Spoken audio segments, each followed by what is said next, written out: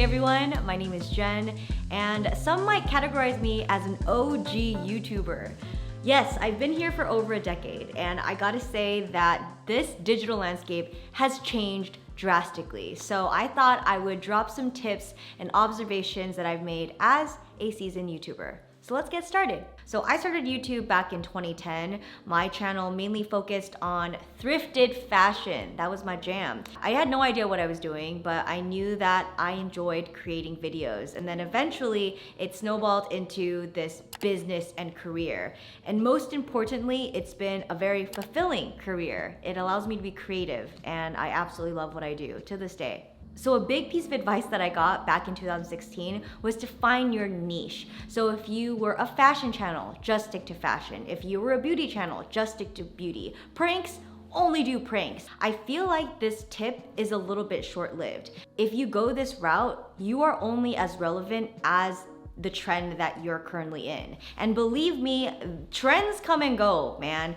I want to show you guys the graveyard of trends right over here. We've got covers, skits, DIY projects, and most recently in the graveyard is the beauty community. I'm sorry, but that bubble has definitely popped, and I never thought that it would happen. I feel like a lot of these creators switched on over to shorter formats on Instagram and TikTok, and that seems to work for them, but it just doesn't translate on YouTube anymore for some reason.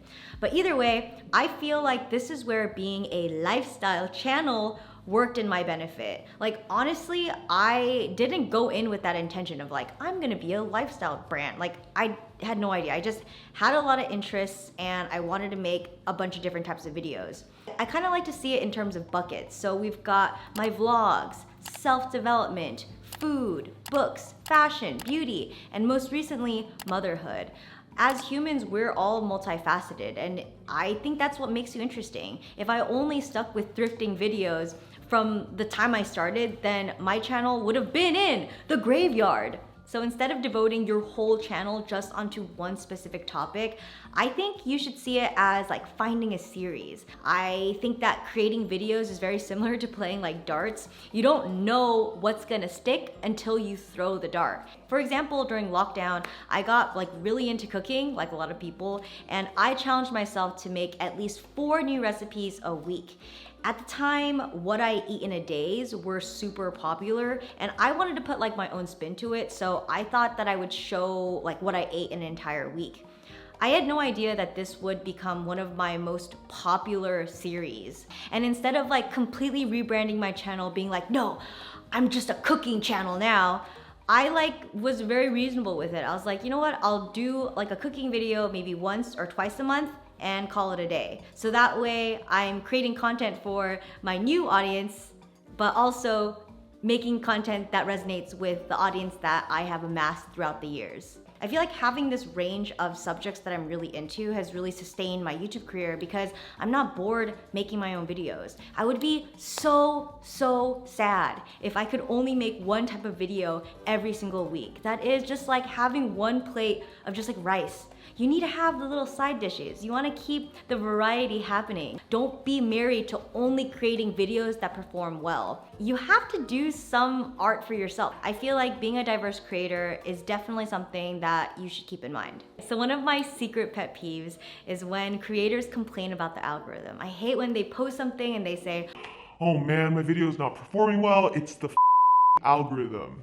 I'm sorry to break it to you, but no, it's you, not the algorithm. There's something about your video that just was not captivating. You gotta take accountability. So I went to VidCon in 2017, and this is where I learned that the algorithm means the audience. So whenever you're like about to blame the algorithm, just replace that word with the audience. Like you can't blame the audience for not thinking that your video isn't interesting. Like instead, try and figure out what about your video is not captivating the attention. Cut out any dialogue that does not add to your story. You don't need to do a long-winded disclaimer or even like a long explanation about what the video is about. Just like get to the point. Give me the meat and potatoes. When I'm vlogging, I like to just be in one background, maybe like 2 to 3 minutes. It can get boring unless what you're saying is like extremely interesting or informative or entertaining.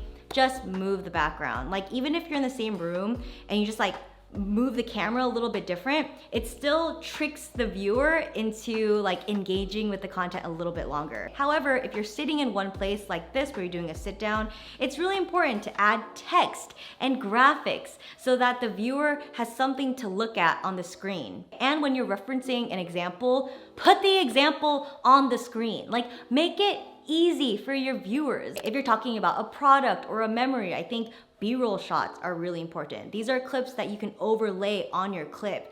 Always try to show your viewer what you're talking about. And a question that I ask myself when I'm creating a piece of content is, what does the audience gain from this? Are they being informed? Are they being entertained? Are they feeling less alone? What's your angle? Let's talk about trust. One of the best ways to build trust with your subscribers is by showing up.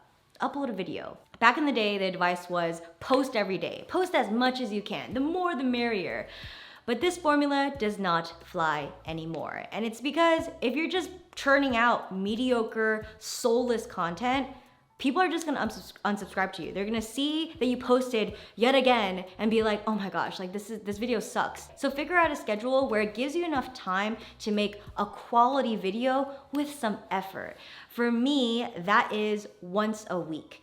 This gives me enough time to really be creative and thoughtful with each video that I'm producing. And this is a promise that I made to myself back in 2011. I said that I was gonna make one video a week. I found that this commitment made me a better video creator because each video I got better. So if you can create a quality video every 2 weeks or even a month or every 2 months, just stick with that. And in a year or 2 years, you're gonna have a body of work that you feel proud of. My next tip is to pick a day to upload. My upload day is Friday morning at 10 a.m. PST. And to be honest, this upload day is not for my subscribers. My subscribers don't care when I post. This designated day is for me. I pick Fridays because it gives me structure and allows me to plan for the week. So this is usually the structure of my work week. On Monday, I will usually work on treatments. This is where I create like a script for the video, the idea, and really contemplate on like how the flow of the video will go. On Tuesdays, I will film it. On Wednesdays, I'll start editing, and if I feel like the footage isn't enough from Tuesday, I'll like add more in to fill it in. And then Thursday, I'll edit, and then Friday, I'll upload. Another tip that I like to keep in mind is to make my content personal. I used to get really caught up on the aesthetics of the video, like the way the video looked like, from the camera quality, drone shots. It's really your perspective that really matters, like your opinion. Like, what do you have to say about this situation? So even if you're just making scrambled eggs, how do you make scrambled eggs? Like, where did you learn this recipe from? I don't know, just like make it a little personal, and it doesn't even need to be like your voice. If you're afraid to speak in front of the camera, just like some text would work too. So now I want to talk about growing pains. I would not be in this position now if I didn't have my amazing team with me, and it definitely took me years to build upon this system. The first person that you're going to need when your channel's starting to get some traction is a lawyer. I feel like we've heard enough like nightmare stories where someone signs a contract and they accidentally sign their life away. That was always like my biggest fear. My first big contract was back in 2012, 2013. I got like a fat contract from a multi-channel network. This was like the record label of YouTubers at the time. And I had no idea like what to do with it, but I didn't want to sign it. So I asked Stephanie like, hey, like your sister's a lawyer, right? Do you think she can look through this? And that is how I met Ashley. She was working at Lionsgate at the time and she thumbed through this piece of contract, and you know, it was like the wild west back in the day. It snowballed into her becoming my manager and then her creating Rare, and you know, it's just absolutely amazing that it's boomed into this, and I'm so incredibly grateful to have Ashley on my side since the beginning. Then I hired a graphic designer because I was just spending so much time like trying to figure out like how to make graphics. It's fucking hard. It took away time from me actually filming my videos. So I found a graphic designer, and then I hired a video editor. This is the person that helps just like polish up my videos. I'll send them a rough cut. So this is like all before the graphics and before the illustrations and transitions. And then I'll create a list of instructions for that video editor to really like polish and make it like a full-bodied piece of work. And then the final key to this ship was hiring a production coordinator. This is someone that helps organize my treatments. Now we brainstorm together, gets Instagram stories for me, and then like decorates them. Like the list goes on. She's really like my right-hand woman. And my final tip for your channel is to just make the damn video. There's gonna be so much resistance and excuses. I want you to start now because as humans, we are all creative. We're all born creative. I don't believe that there's just like a few select chosen ones by the creative gods that like are blessed with this divine creative talent. No, we all are creative, and it's about finding a medium that really resonates for you. Creativity doesn't have to look like only like the traditional options, like painting and sculpting and making music. It can look like cooking, scrapbooking, creating a playlist. It can look like so many different types of things, but you'll never know until you actually try. And you'll know when you found your creative thing, when you just like feel alive and like lose track of time. For me, that was 100% creating videos.